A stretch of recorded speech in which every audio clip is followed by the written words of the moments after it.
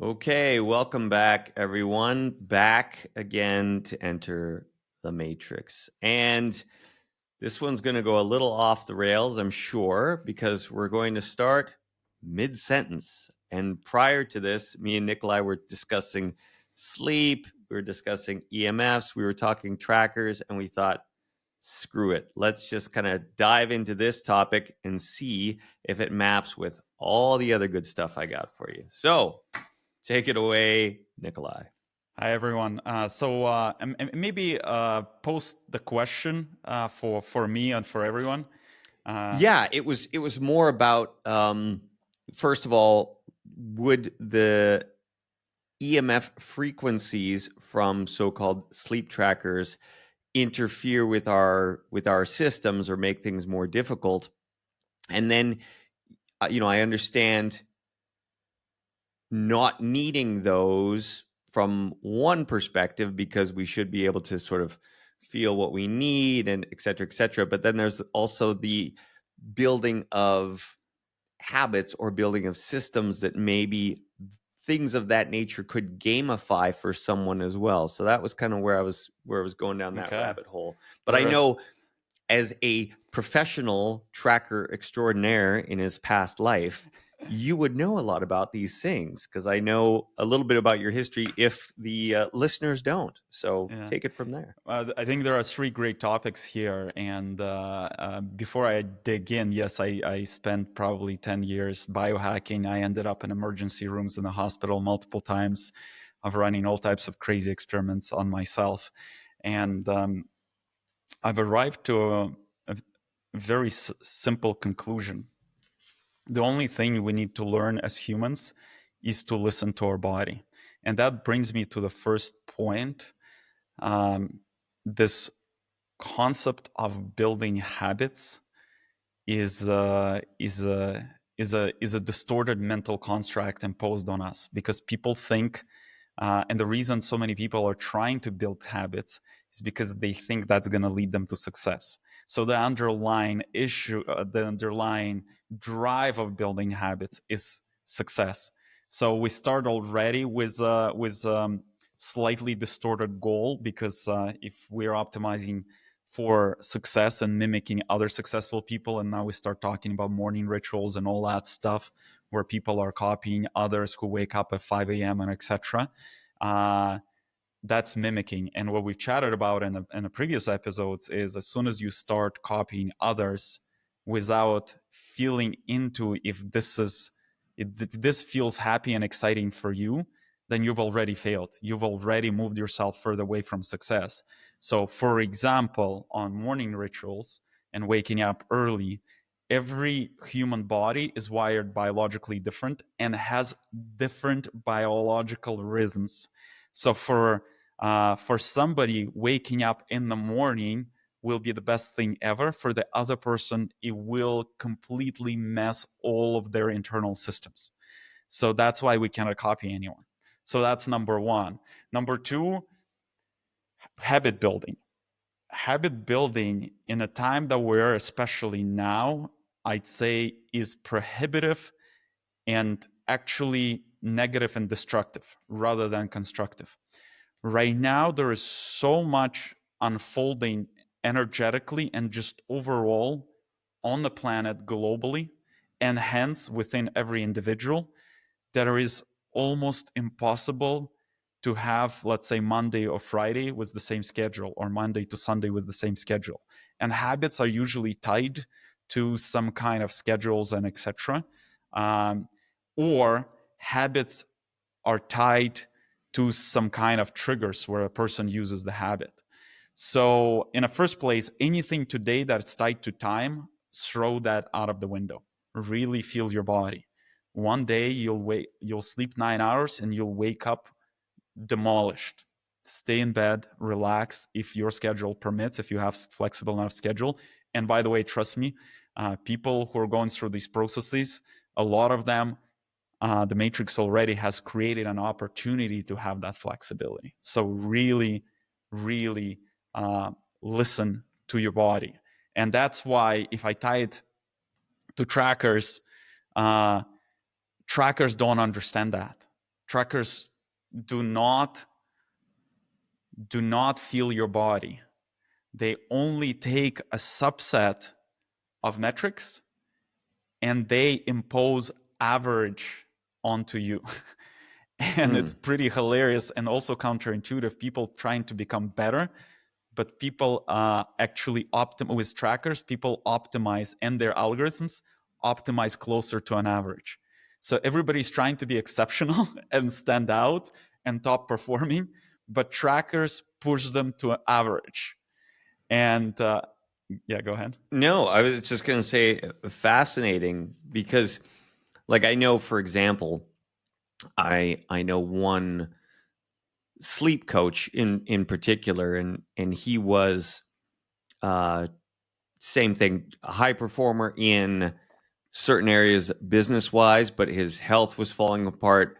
I mean, he was a mess, and so for him, it all started by tracking his sleep, and then whether the scores are skewed or not, it did somehow improve his life. It improved his health a lot, which then improved his productivity. So how does it work? Like, where are some of these things useful, or would you just say that they really don't have any use, and it's all more of a mental construct that people are saying, like, I need this thing to be, well, now we're back to the word, to be sovereign, right? To be, yeah. So the example you brought up, and I think that's a great example.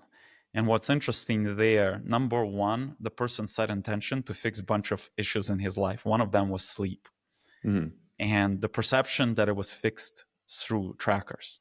It was not. The person started aligning in all areas of life.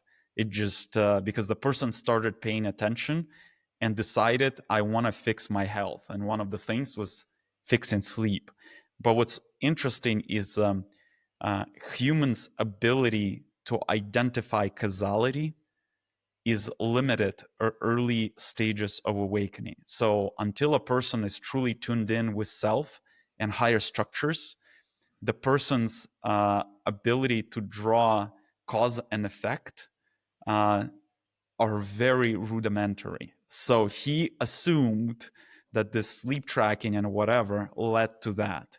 And on top of that, that's what marketable and sellable today. And deep inside, that person knows that was just a toy that he played with, and he did a bunch of things that led to some results. And because it's easy now to sell to all the Silicon Valley entrepreneurs, businessmen, executives, etc., gadgets, because it's deeply ingrained in a Western civilization. And I shouldn't say Western civilization, because now the whole civilization is Western, because everybody's trying to copy the same values. Mm-hmm. And the core distorted value there, give me a pill or device that will fix my issues or will help me fix my issues. So, and that's where it comes from. And that's, by the way, I've been in built 3 healthcare companies. And then early on when we started Atman, the first version of Atman, or this is easy sell. People are lazy. How do you sell to somebody? Oh, I'll show you how to use all the gadgets and optimize your life. And I was like, oh, great. I'm going to buy all these gadgets. I'm going to put them on myself. They're going to do most of the work. And this person going to do the other half of the work. And I'll be healed. Everything will be solved, and etc. So, and that's, we're also experiencing this with artificial intelligence right now, where people giving away their sovereignty, right? And the small steps, all that started a long time ago. If we start looking, I think America is a great example, because America is a couple hundred years old. Yeah. When people got across the pond and had to hunt, grow food, and build shelter to survive, that's 100% sovereignty. So America started, like any other subsets of this civilization, started from sovereignty. And it was a free country, where it was very easy to show up, take land, do something with that land, express your creativity, and grow rapidly, because the fundamental was sovereignty. America today is 100% the opposite of that. You cannot fart in a public place without getting sued. And and the reason that happened, because slowly people gave away sovereignty. It's like, oh, I cannot resolve my issue with my business partner. I'm gonna go through legal system. You just give away a little bit of sovereignty. I was walking in the street in the winter and they didn't put salt on a sidewalk. I slipped and cracked my head open. I'm gonna sue the government. You just gave away sovereignty. Telling Matrix and telling the whole world that you're not sovereign enough to walk on ice and figure out how to walk on ice. So basically, you're saying I'm a 3-year-old who doesn't know how to operate on ice. And that sovereignty kept getting chipped away. Then healthcare came in. Whoa, whoa, whoa, whoa, whoa. You don't know how to deal with a stomach ache. We got to prescribe you pills. You got to go to emergency room. Like in America, small health problem, like the reason emergency rooms are overwhelmed, because it was ingrained. It was like, oh, something's hurting, go to emergency room. For example, it's a little bit better in Eastern European countries. Something's hurting, you're like, oh, it's like people either have some kind of techniques from their grandmas that were passed on, you know, oh, have this, take this, or like drink warm water, take activated charcoal if your stomach hurting. Like there are a bunch of them. Mix this thing and drink it. Like in my upbringing, there's no going to emergency room because in those situations, because it's like, come on, if you cannot deal with basic to intermediate ailments of your body, you're not sovereign. You only go for advanced stuff. In the Western world, the marketing, the training, anything hurts. I don't know how to apply sunscreen. That's why we have all these labels. I put it on the bread and I eat it internally, and then I get burned in the sun. You know, and then the person sues the sunscreen company. So or suing McDonald's for hot coffee. Yeah. No, shit, coffee is hot. Same as ice, right? So the sovereignty kept getting chipped away. Then the pills came in. Oh, I take a pill. I'm not going to figure out what the core issue is, where my lifestyle is consistently causing it. So, for example, a lot of entrepreneurs have indigestion and stomach issues, stress related. I'll say stress related as a blanket. There's deeper underlying issue, but that's how people explain it to themselves. But they're not willing to do anything about it. So what do? They just buy a pill. So they don't change their lifestyle. They don't look at the core of what's causing that. So coming back to that person you talked about, that person paused and started like just restructuring their life. And then it's like, oh, it's easy to sell the trackers. Like, I'll help you through trackers and whatever. Oh, it's fun. And everybody loves to use gadgets and delegate sovereignty. So we want to bring all the sovereignty back. And bringing sovereignty back, and I'll give you quick practical stuff. I had so many fucking trackers, most advanced ones. Like after that, I had a graveyard of trackers. Like how many total? Give us a number. What did we have at your peak? Like couple dozen, like 20, 25. Wow. And like I wasn't using all of them at the same time, right? Yeah. But like I was using them interchangeably or switching from one to another, experimenting and etc.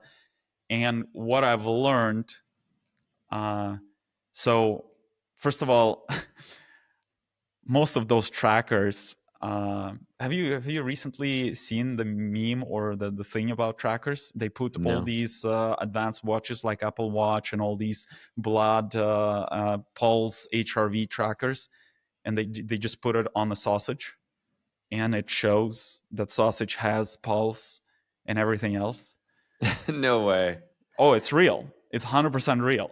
Oh, wow. And they take the most advanced one and they literally strap it around the sausage, and it like pushes the thing to measure like HRV or whatever it is, and it gives the reading. And then the next one, it gives the reading as well. And the next one, it gives the reading as well. The reason that is happening because the technology is is not very accurate, and they do a lot of estimations and approximations using all types of algorithms. And that's what's sending everybody to average. And I'll give you a crazy story. At some point in time, I was doing a lot of biohacking with my brain, and there is QEEG, which is basically neurofeedback, where you put a bunch of electrodes and you train specific brain waves in specific sections of your brain to achieve specific states. And it went off rails right away. Leading up already to that point, I was meditating a lot. So initial diagnostic scan showed that I had too much alpha waves in many parts of the brain where they shouldn't be. And the protocol I was given to is to remove alpha waves. And then I was like, this doesn't fucking make any sense. I've meditated multiple years to achieve sustainable alpha, dominating alpha state in my brain, which is you basically calm, you have a buffer, you don't have rapid knee-jerk reaction, anger, and etc. You're just calm, you're going through the world, something is trying to trigger you. Because you're an alpha, you have the buffer delayed reaction, so you can actually decide how to react constructively. But because the whole system is what they did in this technology, they took an average, they had a scan of a few thousand normal brains. And that's what they trying to take you to an average brain. But I don't want to fucking be average. I'm already not average. And like the reason I have alpha state is because I've been meditating for multiple years. And I'm closer to that state. And like, so see where everything breaks down. So now you take the trackers, sleep trackers.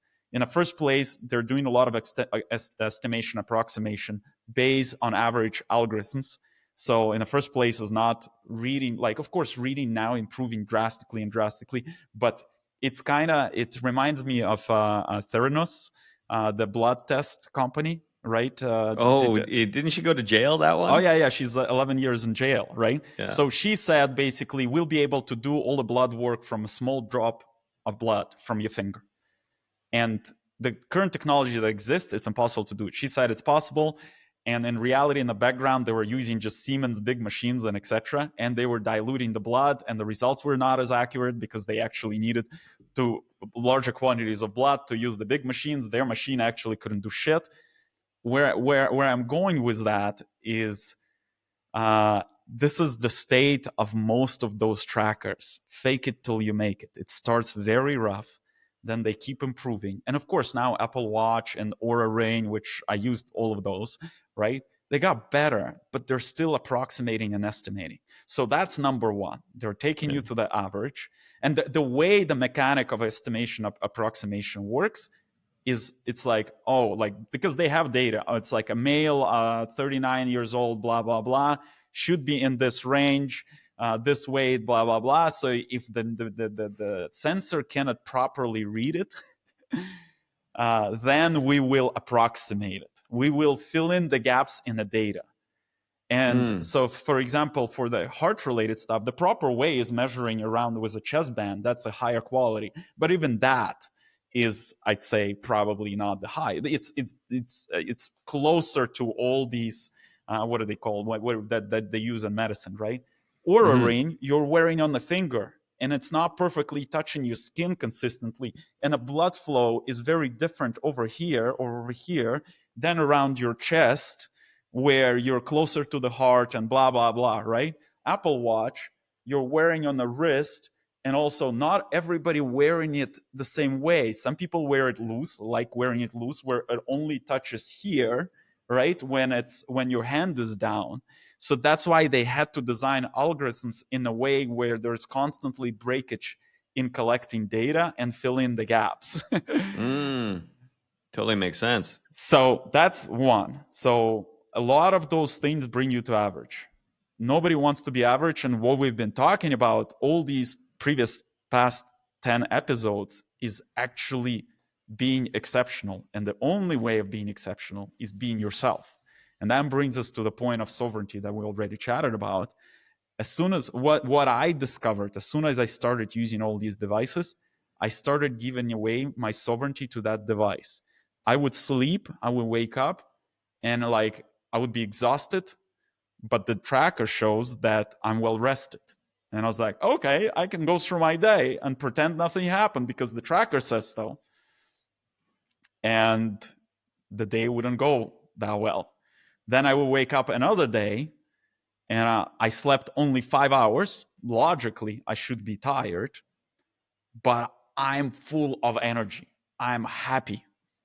But the tracker shows I only slept 5 hours and the sleep was mediocre. But that's not how I'm feeling. I was like, so then I self-program myself based on the result from a tracker. And because we're creators of our reality, or let me paraphrase that. Our thought, our discerning mind is the CEO, Chief Executive Officer of a company called our human body. And human body is trillions of cells working as a team in conjunction for us to have that experience. So when I wake up and look, and all the trillion cells are excited, everything is functioning well rested after 5 hours sleep, but then the CEO looks at this tracker and goes, why the fuck are you happy? You should be sad and depressed because we didn't sleep 7 or 8 hours. And we send that instruction and everybody becomes sad and depressed. And we create a self-fulfilling prophecy, basically.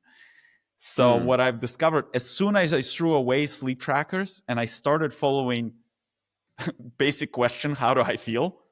My life started aligning. My sleep started getting better.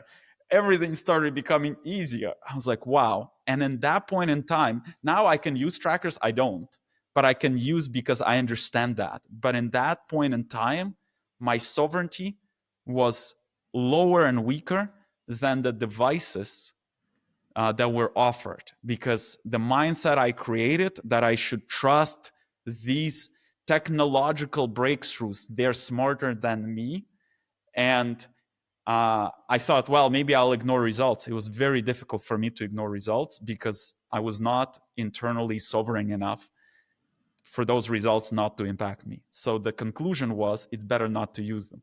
And it's funny, now people who start getting to this more intermediary level of development, like for example, one of our coaches I know, like top coach for a lot of CEOs around the world, he used Aura. He just realized he just landed on the same conclusion. For extensively, he was swearing by Aura. Then he observed exactly the same pattern and he was like, fuck this. Because it's messing with actual result and the technology is not advanced enough as us being able to feel the whole body. So going into that, a couple things I wanted to unpack, because it was interesting what you said about how people give away their sovereignty to the device, because I can see how they go into it thinking the other way, where they are thinking, oh, I'm taking control. I'm going to be healthy. I'm going to do these things because they've been in a shitty space. No. And now they're like, they think they're in control because they're the one using the tracker. So it's almost like it's a false sense of security, I guess we could say, having the tracker, because it would be the same thing like if I had used one. I'd be like, okay, I'm taking charge of my health, right? So I feel like I'm sovereign because I'm doing something. I'm like, I'm going to be tracking this. I'm going to micromanage my life and I'm going to be top performing guy, right? Or top performing, human being. So that was kind of interesting. And then in terms of, since we're still on the sleep tangent,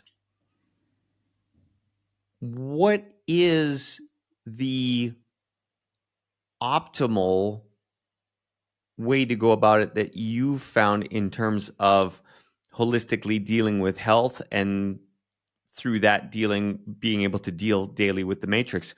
Because if we're going by feel, are we simply eschewing an alarm clock And then how do we, if that's what our plan is, and seeing how the matrix has these sort of structures where it's like, well, we gotta be at work, or there are, I guess we could even go into this, there are beliefs that we have to be at work at a certain time, and we have all these things to do. So we are, there's this, like, we're in this sort of box of how sleep can even be. Can you unpack that a little bit? Because I'd be curious, even for my own understanding, right? Because I've been the person who, in my previous life, used to stay up late all the time, could never get to sleep. And then this was, I don't know if it was 8-9 years ago, I made the decision, because I always said, I'm not a morning guy. And so I was like, and it actually came from, again, I was listening to Jocko Willink, and he was 4 a.m. So I went for a while, I was doing 4 a.m. And that was an interesting experiment, because people always told me, yeah, I'm not a morning person. I said, I didn't think so either. I said, you can break your soul and break your body into being one if you want, because I did. Literally, I think it was 3 weeks, 4 weeks. I did it for like a month. And eventually my body was just so sleep deprived that it started going to sleep early. Yeah. And I was able to do it. Now, was it a long-term functioning thing? No, because it didn't work with my life. But I did find value. So, for example, now I wake up at 6 and it feels congruent. Like, I prefer being a morning person than being a person that wakes up late. Like, I actually feel better. I feel I get more done. I feel like it's just more aligned with the life that I want to lead, because it's not like I'm out at nightclubs and doing crazy stuff. So, but I still do live and die by an alarm clock. And part of that is more fear, because it's like, well, what would happen if I slept until 7? Oh my God, how would I align my life that is very structured and needs to happen at these specific times? So I know that was a total ramble, but can you sort of talk about what is the proper way of lining your sleep with this umbrella of the world that we have to live in, that is contained within the greater matrix? Yeah, and I think there are a lot of very important questions in what you just chatted about. Number one, where I'll start, is the devices and sovereignty, the illusion of sovereignty. Yeah. Right? People think they take, by buying the device, they're taking control of their health. We've been given the most important device, and it's called human body. That is the most important dashboard in our evolution. So we should be reading our body. Our body is like a dashboard in a car that shows low tire pressure, engine check, service, and etc. But because industries were built to take people's sovereignty and to sell them products, everything from devices to pharma to whatever, we were trained that we shouldn't trust our feelings. And it even starts at a much deeper level in school. We're trained to trust our mind and not trust our body, because it's like, oh, your body is hurting. It's in a way of you being productive, doing mental work. Take a pill, ignore it, just keep producing whatever you're supposed to be producing. That type of schooling and upbringing creates slaves that plug in really well in post-industrial revolution type of society. It's like, ignore your needs and feelings and desires. Just do the fucking part that was assigned to you. Not assigned to you by your soul and spirit, or your true essence, what you're supposed to do in this world, but assigned to you by your employer. And by the way, those are not exclusive.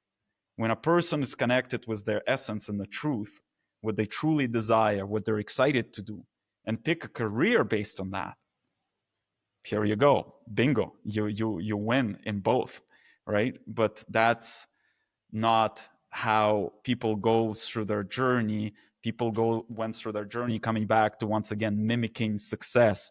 Like the past 15 years, everybody realized software engineers make a lot of money. And guess where that's going now? Software engineering is getting automated by AI. Mm. So parents forced children to become software engineers, and children, teenagers, forced themselves chasing success to take on careers that they fucking hate. And I was just on a hike with two software engineers, and yeah, they're still making decent money, and they're excited about it because they moved here 3 years ago, and they're kind of starting from scratch, building their company, and uh, and they're just accumulating in more resources to buy more stuff. And then one of the things that one of the guys slipped and was like, well, antidepressant works well enough for me to keep doing this job until I can stop doing this job. Mm. And Well, that's, yeah. wasn't that the thing that even I remember a number of politicians would talk about? Oh, just learn to code. If people just Yeah, learn to yeah, yeah. code, right? Yeah. So that's that part on devices and sovereignty. Like your body is the best device. And relearn listening to your body. The body is not feeling well, rest or find out why it's not feeling well. And guess what? When people start doing that, they start uh, realizing where their life is not congruent and not in harmony. Because that's how everything is being communicated to us in the first place through the body. The body, all ailments, sicknesses, diseases, and etc., are the result of a distortion in our worldview, hence in our lifestyle. And if we look at the fundamental levels, when there is a distortion, meaning there's some kind of inharmonious understanding or interaction with the world, that is an energetic distortion. Because in the first place, we're just energy, and body is where energy gets very dense. So we have physical body, etheric body, astral, or what's called emotional body, mental body, etc., etc. Those are very fine, thin, energetic bodies. This is the most gross, thick, or dense energetic body, but it's still energy. It's still waves of energy that are very like densely compressed together. So when we have a distorted worldview for an extensive period of time, the energy is twisted. So that area where the energy is twisted, the organ has to be twisted again as well. Hence, it comes out as a health problem. If it's a short-term worldview distortion, then it's not and then we fix it, we harmonize it, it's not enough time to propagate to a denser body, which is our physical body. So any kind of ailments, discomforts, chronic diseases, and etc. So chronic disease is basically the worldview that has been distorted for longest, for most of the life or a huge chunk of life. That becomes a chronic disease, a chronic problem. If it's stomach hurting, right, somewhere we interacted inharmoniously with the world, with a girlfriend, boyfriend, with, I don't know, a dog or whatever, or we were upset at the food that we ate and was like, oh, this food is going to make me feel bad, and we programmed it to make you feel bad, and then the stomach hurts for a couple hours. So that's just an indication there was a short-term inharmonious interaction. The long-term inharmonious interactions are chronic problems. That's it. That's what the body is always telling us everything. It's our best dashboard. So if we look at that, right, and we look at specifically, I want to touch on this one because I think it's useful, especially seeing how there's been a rise in it. And I was wondering if you could just even just briefly touch on it. What is it fundamentally, energetically and matrix wise, that is behind the rise in cancers? And and the reason I want to touch on this also is, like, if you look at specific populations in the world, let's just, one example is like the Amish. Mm-hmm. They don't seem to have cancer. Like, it's like it just doesn't exist. So on one hand, we're sitting here saying, oh my God, like, we need some sort of new cancer fighting drug, or some new technology to save us from cancer. And yet you have certain pockets of the world where this seems like it just doesn't even happen. And so, kind of, what is it that's behind that, and why do certain segments of the populace just not have these issues? Yeah. First of all, cancer. There are now also so many stories where four-stage cancer just disappears. And this is a confirmation, and there are aggregate studies that accumulate all this. They're all real data, all measured, all real. I have a friend in the Bay Area, in San Francisco, who has funding from some of the richest families to study all these alternative modalities of healing. And it's all published now. The foundation, I'll include the link. I believe it's called Green Emerald Foundation or something like that.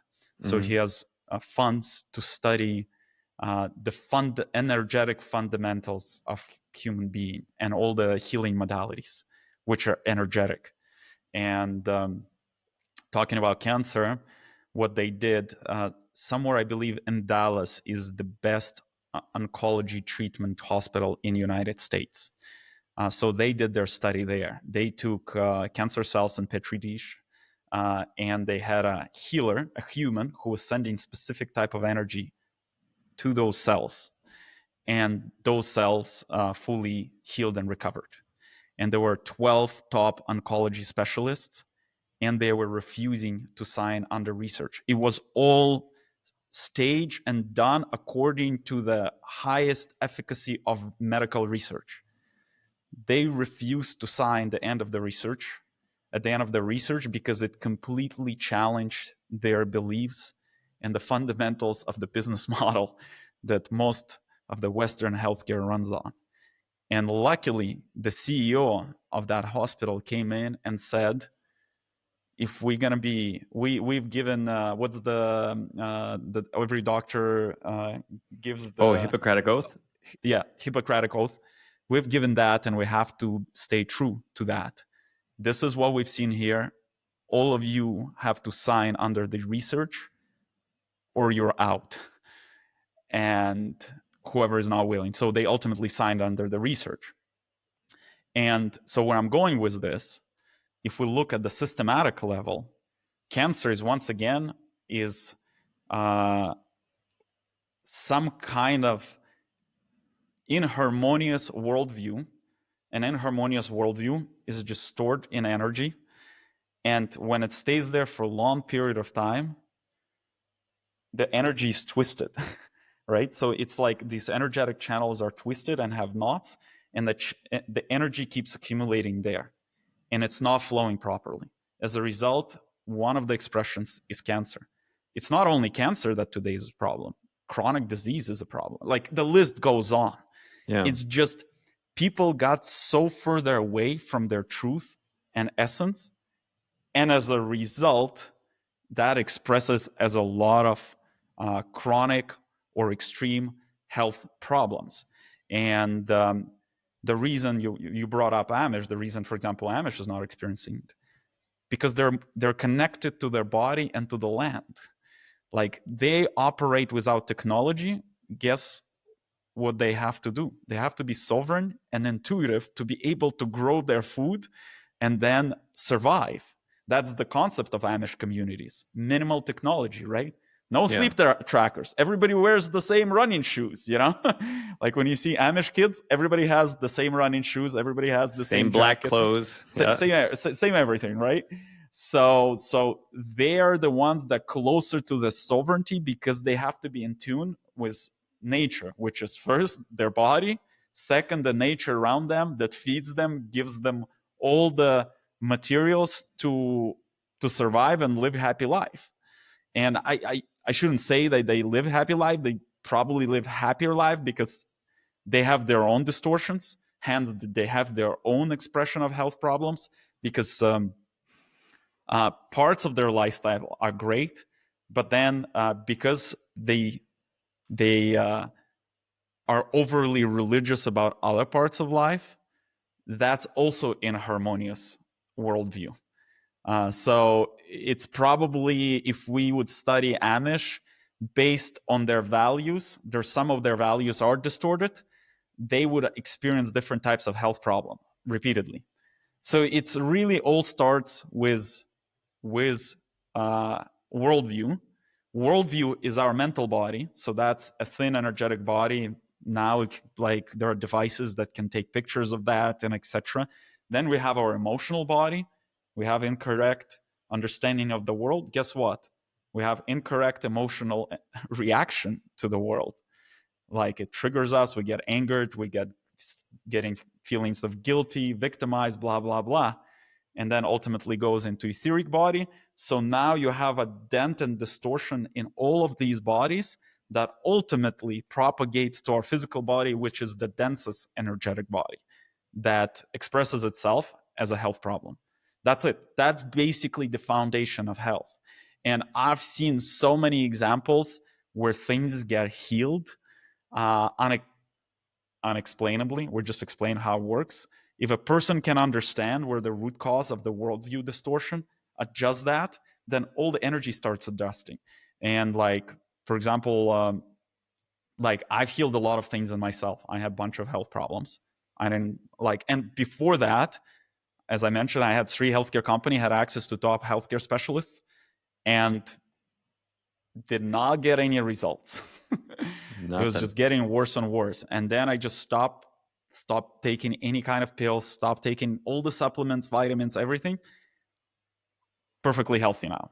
Energetic, healthy, can eat whatever I want, can drink whatever I want, can do whatever I want, etc., etc., etc.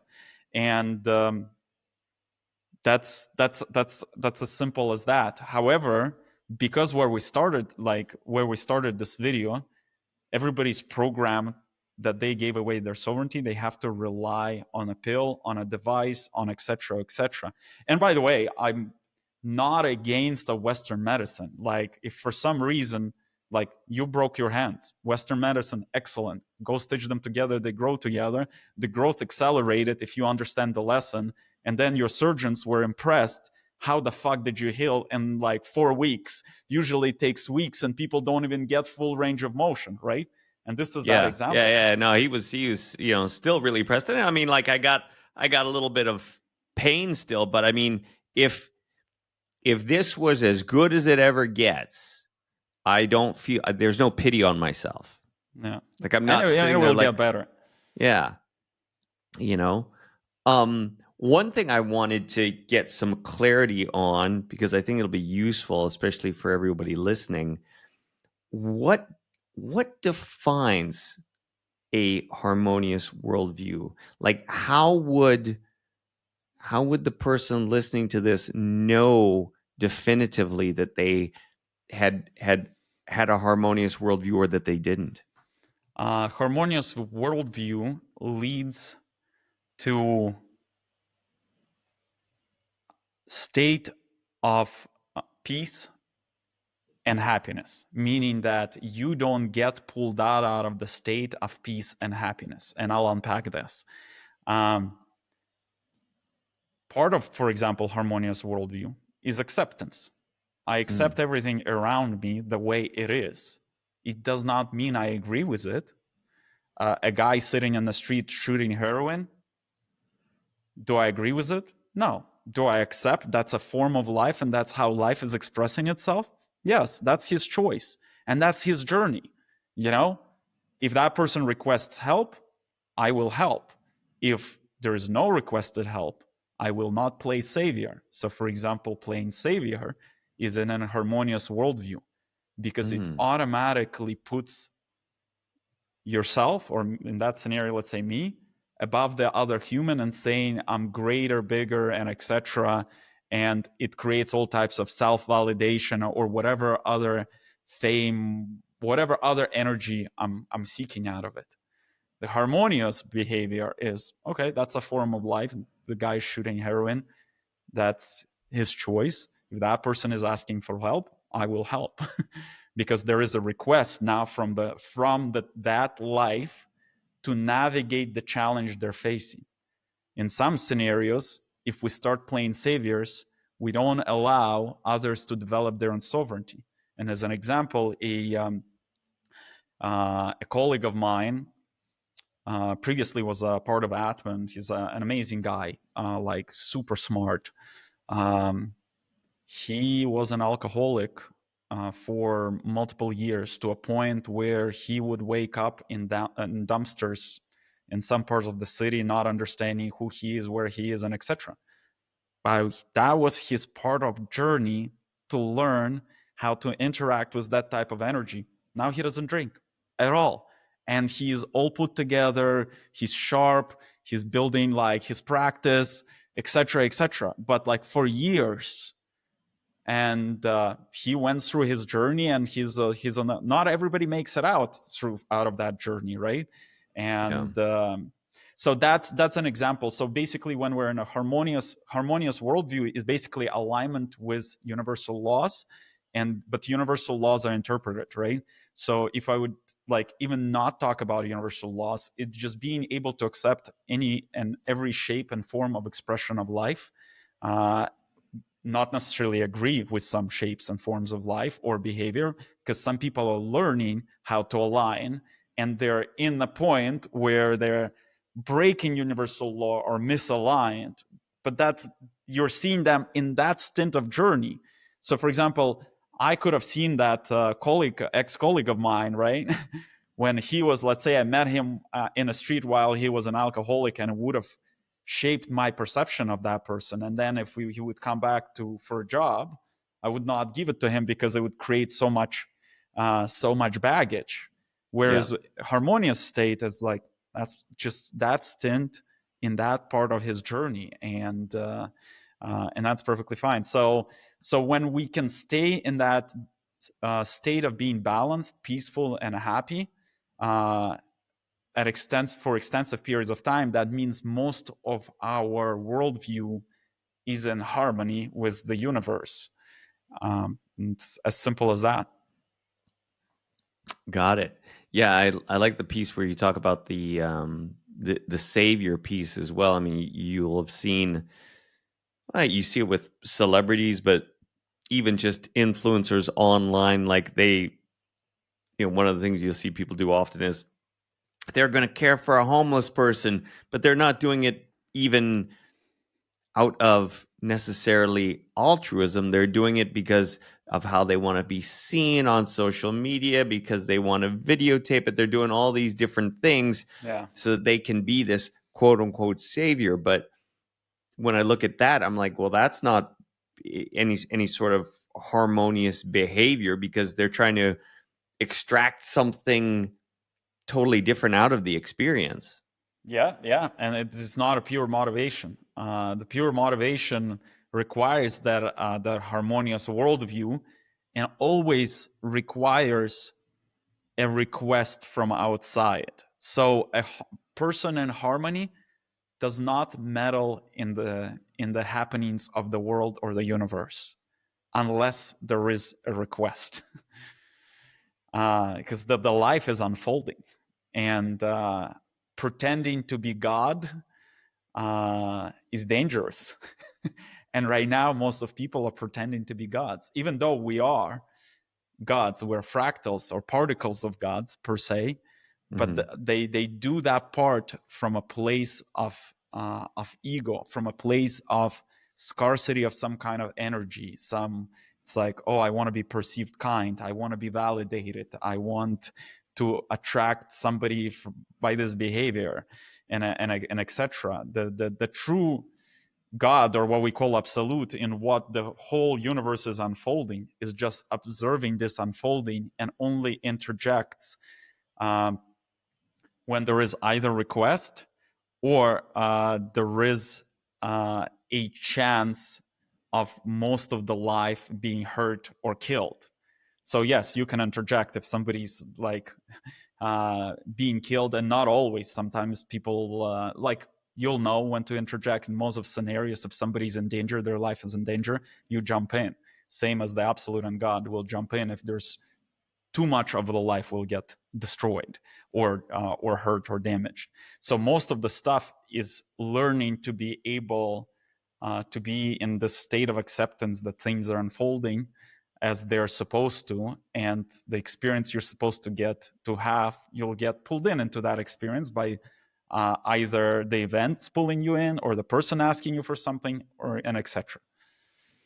Now, quickly on the person asking for something, because Yeah. this is sort of it's an interesting mix. So, for example, how does Matrix make it work with?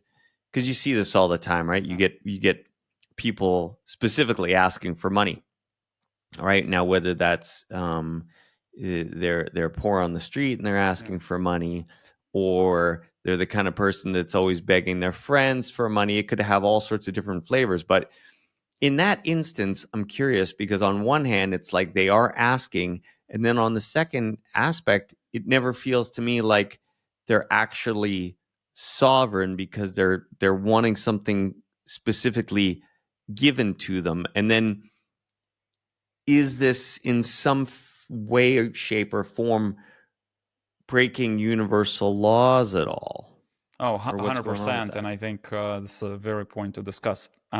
So first of all, the reason it's important for a request to happen, if there is no request, then you start there's a subset of situations where you could do things without request, and they're nuanced. We're not going to get into that. Most of the situations there should be a request. This is the safest bet, because then the other person is expressing their sovereignty. They're asking for help versus I'm going to help you. Hence, now I just took away your sovereignty. You might have not wanted help, right? Yeah. And a great example, when friends start getting involved in your life, trying to help you with something and you didn't ask, it was like, okay, fuck off. So in the scenario of poor people asking, or homeless or whatever, people asking for money,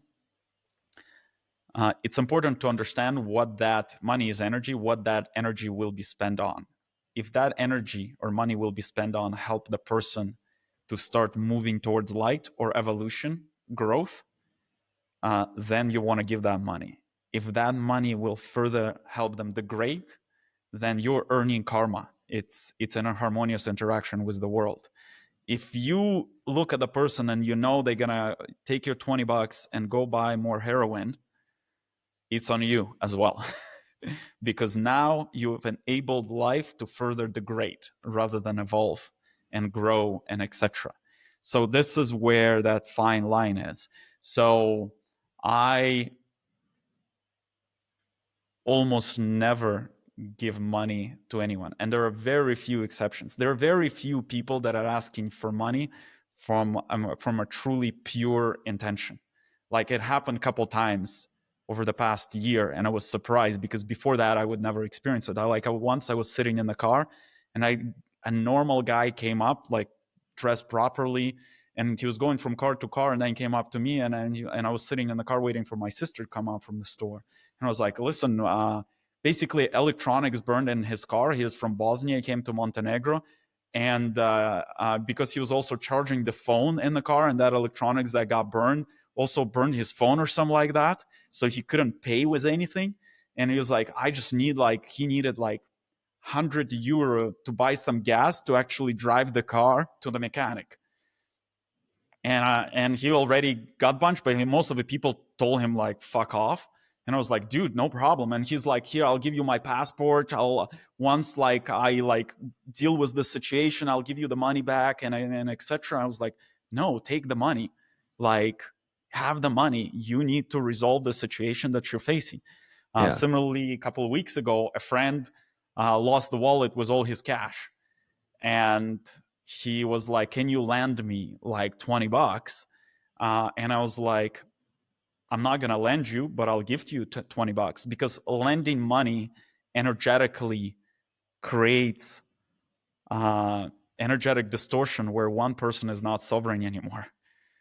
So the lender starts controlling, manipulating the life of borrower. And Ah, that's interesting. what the whole modern version of civilization is built on, to an extreme version of that in America, where American dollar is backed by debt. So the whole country and the construct of country and the democracy that they spread to the rest of the globe is based on debt, hence automatically removing sovereignty. And just let's talk about simple example. Take an average American leased or financed car, mortgaged house, and whatever other loans. And if somebody comes to that person at work and says, "Hey, we need to fudge the numbers here, otherwise you'll lose the job." In 80-90% of the scenarios, people, and of course they give a better explanation how it's going to save many more jobs and blah blah blah, and all other people have mortgages. Guess what happens? The person is not sovereign, and that's why all these decisions are being made. And then we have whistleblowers who cannot live anymore with the lie or distorted worldview, because it's impacting their mental health and their physical health, and they finally give up and they come out, right? So that's why in the scenario of lending money, I'll never lend money. In a few scenarios, I'll gift money, because I don't want to create that dependency. Similarly, when we do work, people say, well, can we, let's say, finance this work? Can you spread the payment? Because some of our work is not necessarily not affordable for some people. And the way we operate, we can extend the program, make it longer, less sessions, and spread it over the time of delivery of work, because then it's fair. Nobody is indebted. It's like the payments are happening as the work are happening, and there is a fair energetic exchange, and everybody stays fully in their sovereignty. So that's on that topic. Interesting way to look at it. That even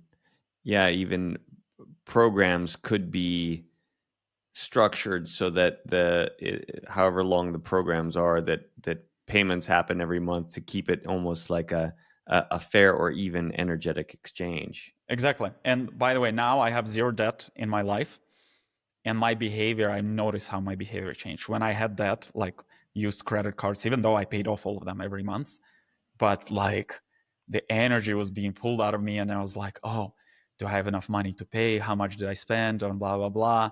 Even when I had like more than enough money all the time to pay credit card, there's the still worry. You're indebted. It's a part of your sovereignty is owned by American Express or Visa or MasterCard.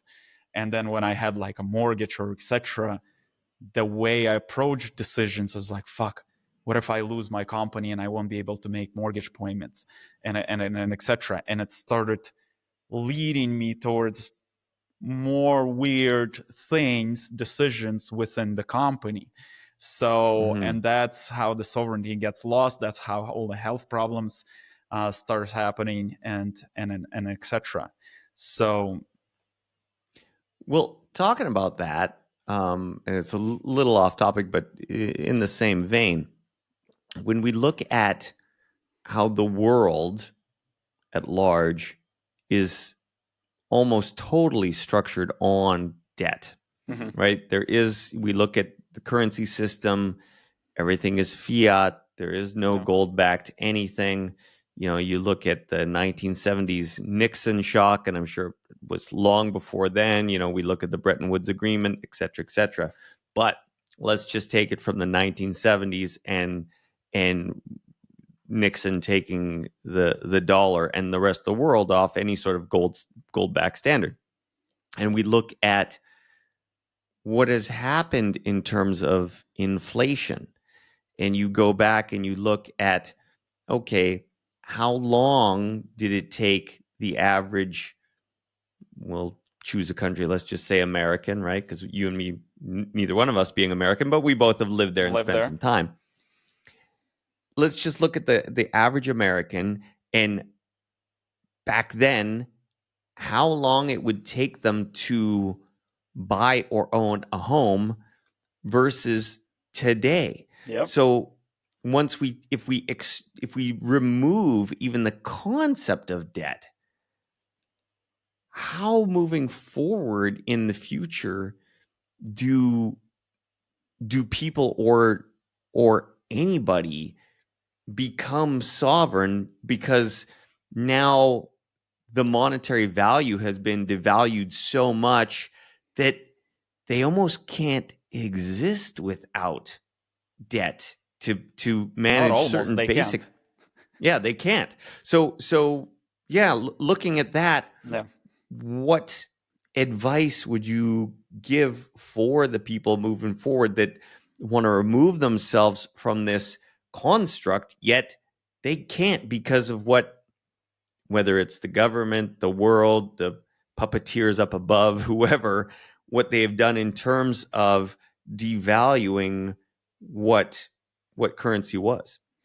Um, Three things here. Number one, there's this concept puppeteers, what is it, global ruling Global elite. elite, deep state. It's like, yes, there are people who do specific things, but they do it in response of first what is unfolding energetically on the planet. And we've chatted about this. These people, they're not people.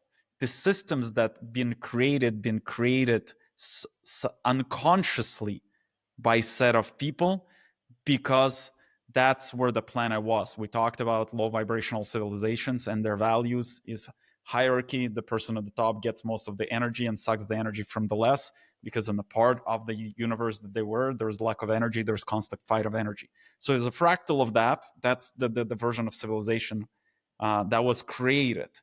And subset of people at the top understands the background of what's unfolding on an energetic level, and they do it consciously. But part of people, and they know what they're representing, what they're building, how they want to control people, get as much energy, money, whatever assets out as possible. Subset just play out unconsciously. They just pick it up from the field, because we're all connected to collective field of consciousness. And if collective field of consciousness says that's the way of life, that's how you live, right? So Yeah. that collective field of consciousness has been shifting.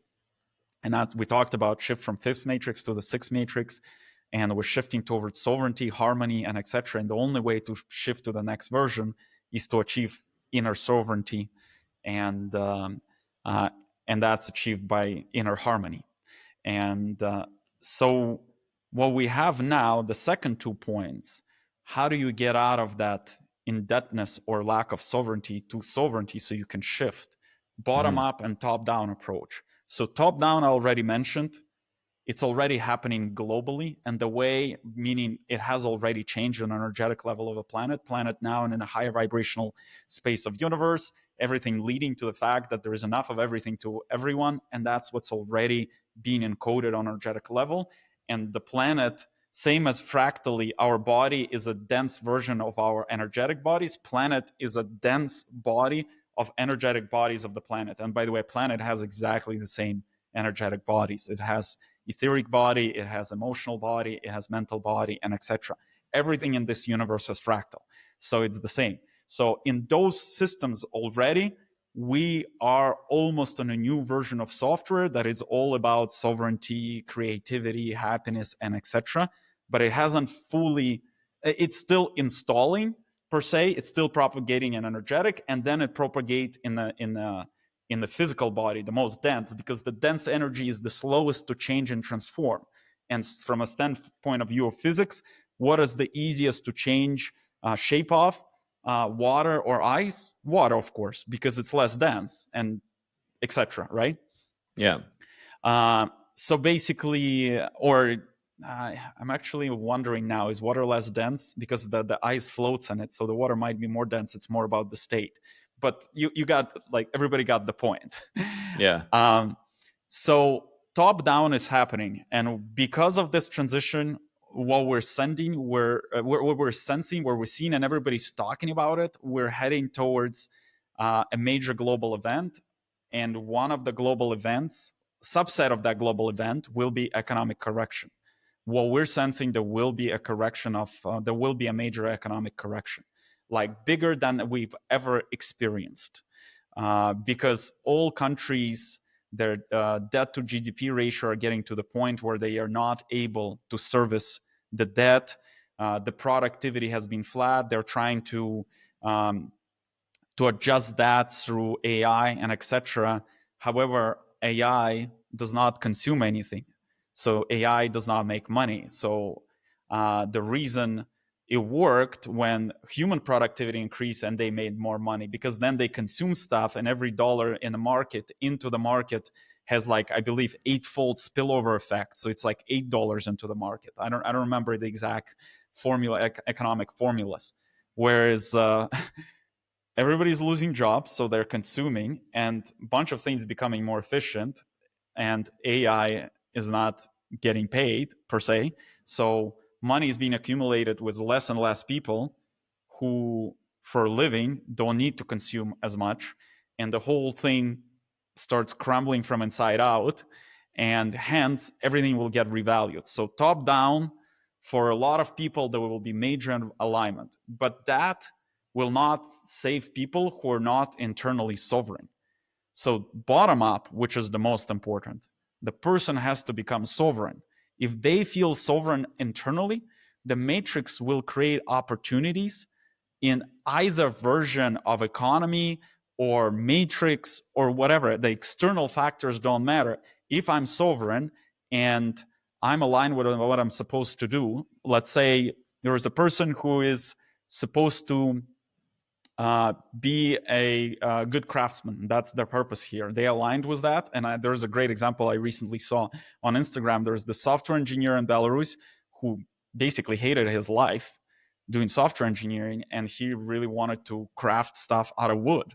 So he started doing that in his garage, and he started posting on Instagram, and people started ordering from him. Now there's a 9 months wait time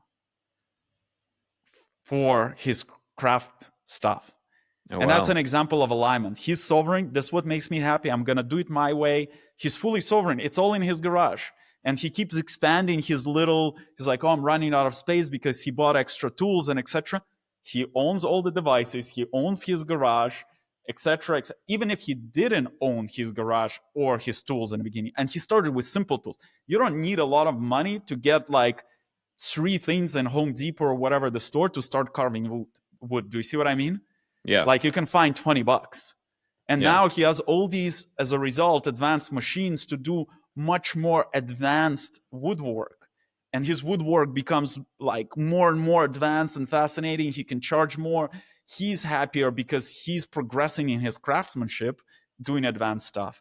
So there's an example of a person coming out from being non-sovereign to sovereign wherever they started. His starting point was a bit better. He was a software engineer. He had a little bit of money saved up, so he could buy a few, let's say, intermediary advanced devices, or not advanced, intermediate devices, start doing it for fun, and he just posted everything on Instagram and people start buying. So the matrix will create those events and the person will become sovereign even if the world is collapsing. So let's say the economy collapses. This guy, let's say, I think he charges like on average something 800 to 1,000 for like for his woodwork, right? Mhm. So 800 to 1,000 lost its value. So 800 now same value as 80 because the value has to get readjusted to what it truly is. So now he just charges different amount, but he keeps producing, right? So for Yeah. him, there's no impact because he has a source, which is he exchanges his creation for other type of energy. So if everybody aligns with their creation, what they're supposed to be creating for the world, and do that, they will always be able to exchange it for money, for seashells, or whatever the next carrier of energy will be. And it doesn't matter what unfolded in our world. So you always feel sovereign. And that's why people who are truly aligned with who they are, they feel like they can survive in any environment because they're like, wow, whichever way, I'll keep doing what I'm doing. And if they're doing what they're doing in the first place, their purpose, like the soul didn't come into this body to do something that there is no demand for in this world. There is purpose for that person existing. That means there is need. So, and in today's world, it's and the matrix will create. Okay, in today's world, it's so much easier for matrix to create the connection with a craftsman and woodworking with a market across the world. Um, Otherwise, the way it worked, for example, uh, for original version of coaches, right? Like the monks or those gurus, Yeah. just sit under a palm tree, then people would randomly start coming to them for advice. More people, a shram gets built, blah, blah, blah, and it grows. They never marketing themselves. They would sit in one place. The matrix would create events for people to come to them because they have something to share with the world. Like I was part of, in the beginning, I was a part of a meditation practice that comes from India. And the guy's story, he sat under a tree meditating for 8 years, and it was like him and like I don't know, like snakes, animals, birds, whatever. Then people started bringing, along that time, slowly people started noticing, started bringing in food. Then people just like, I don't remember exact timeline, I don't remember the exact years, let's say 5 years later, he opens his eyes, there is a small ashram built around him.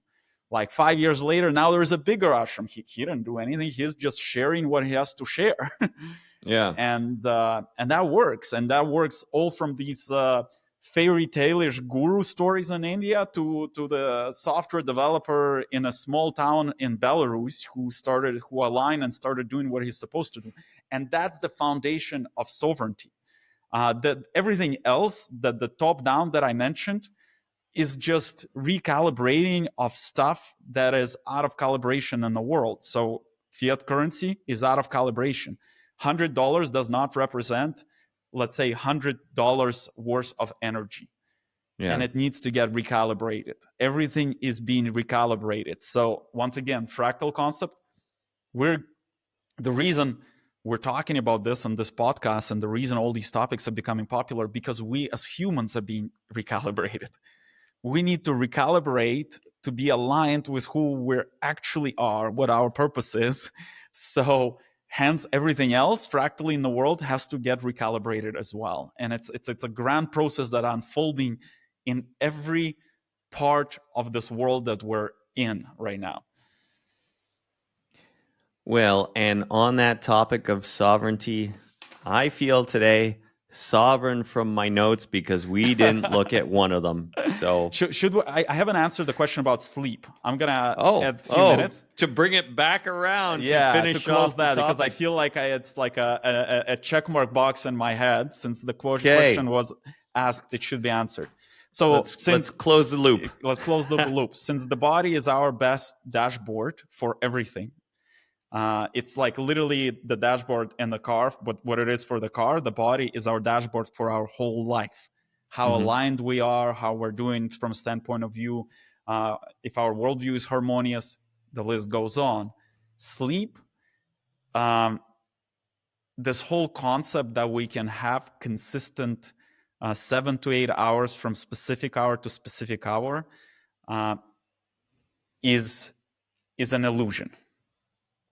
It was more achievable 10, 20, 30 years ago, because the world's transformation was at the beginning of the pace of transformation.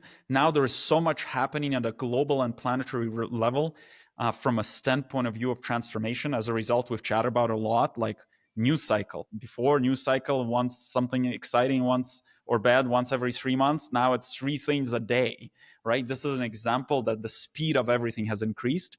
Hence, we are part of the environment. We have our inner biological rhythms, plus everything around us, the planet has biological, energetic rhythms. And now it's moving fast. We're moving fast, and the planet is moving fast, because we're in a higher, the planet is now in a high vibrational space. What is high vibrational space? More energy moves faster. Hence, transformation, changes, events, everything's happening faster. So as a result, now having more consistent sleep or sleep ritual is almost impossible. So the only way, and many people ask me about this and message me, like a friend from Vienna, we've chatted with her about this extensively, because she's struggling with that, especially when she had like 9 to 5 job. She like really needed to be awake at specific time. So basically, the way to align your sleep now, sleep, try to go to sleep consistently. But if you feel like you're energetic and you're not ready to go to sleep, continue doing whatever gives you happiness, not pleasure, happiness. So it's like, what would make me happy? Like, oh, I'll like, I'll do this hobby, or I'll finish the presentation that I started working on, or I'll write a poem, whatever it is, right? And then go to sleep when you're starting to get sleepy, and then sleep as long as you can sleep. I haven't used alarm probably 5 years, and not many people. Some people have responsibility, right? But what I've observed, the body is malleable and will adjust to that alarm. And even if you wake up early or went to sleep late, the body will compensate the next day, the day after, or etc. But the key thing is not to self-guilt and not to beat up yourself. So I'll give you an example from my past few days. There's multiple days that I slept only like 4 or 5 hours because there were specific things happening. I would wake up, I'd be energized, or I would go to sleep late because I had energy to do something. And then there was a day that I just slept 12 hours. And the events around me aligned in a way where I went to bed at 7 a.m. or 7 p.m. and I woke up at 7 a.m. So when we just relax into it, the body will do what's necessary. Or let's say sometimes I feel energized at 5 a.m. I wake up and I do stuff, and I slept, let's say, only 5 hours. Then at noon, I take a nap for an hour. My body starts sending me a signal, you need to rest now, and I'll nap and I wake up an hour later.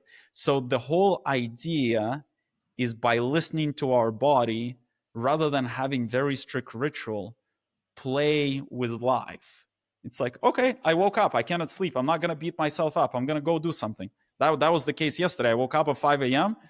and I was like, okay, I went, did a bunch of work for 2-3 hours, and I was like, okay, I can go lie in bed again, and like maybe I'll get a little bit of sleep. I lie down, I maybe passed out for 20-30 minutes, not much. And then I continued, and I was like, okay. But the biggest thing that makes things worse, when we self-program ourselves, oh, I haven't slept, my day is going to suck. Your day will suck if you think that. But if you're like, okay, I haven't slept and I feel strange. Okay, I feel strange. If I have capability to rest, meaning there's nothing else planned, rest. If there is something planned that cannot be canceled, your commitments, I don't know, to clients, to work or whatever, go do that. And then things will get readjusted. But the key thing is not telling yourself, oh, because I slept 5 hours, now I'm not going to be productive. It is not true. Yes, there might be some physical sensations that might be bothering you, but they will rapidly go into the background.